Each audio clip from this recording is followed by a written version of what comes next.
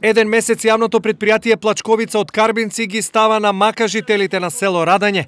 Водата што им ја испорачува не е за пиење. Во село Радање најголем проблем е водата. Значи еве, и сами ја гледате што пиеме, како се. Значи јас од 10 члена нема шанси да купувам вода. За школу ли да идам, за водата или за да живеам треба. Може. Ете, тоа не е најголем проблем. Кога беа пред изборите, сите трчаа водата и на крај еве што не добиеме. Апсолутно водата не е за пиење. Градоначалникот кога доаѓаше тука пред народот обеќаше водата за Радање обавезно ќе се прави во прво место. Нема врска од тај ден до денеска не е ни стапнал тука. Нека дојде он нека пие оваа вода, не ние.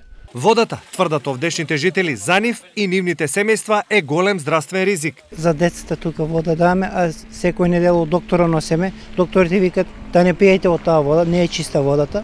Што да пиеме? Што да пиеме? Најголемиот дел од овдешните жители водата од водоводот не ја користат, но принудени се редовно да ја плаќаат. Секој ден во чешмата закупуваме земна вода и продаваме кисела.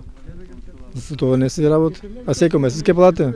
Значи, јас не пием од оваа вода. Јас купувам, јас сум единка сама.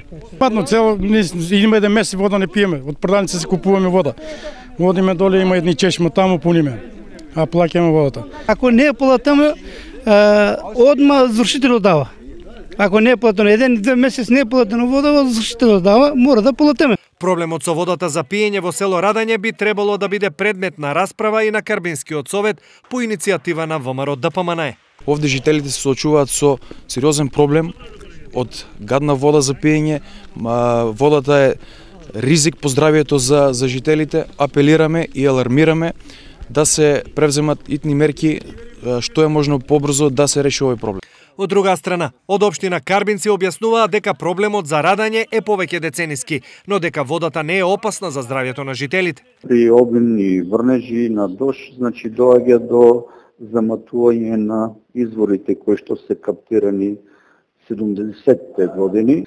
Ние дополнително вода снабдуваме од бунарски систем од пумпи и при обилни дождове, значи тој цевковод кој што доаѓа од каптажата се исклучува и вода се снабдува од пумпната станица. Тоа е временно решение. За квалитетот на водата, анализи за исправноста на водата зема Завод за здравствена заштита. Последни анализи се земени прошла недела, кои што покажуваат дека водата е безбедна, како бактериолошки, така и хемиски. Трајно решение на проблемот општината гледа во приклучувањето на хидросистемот Злетовица.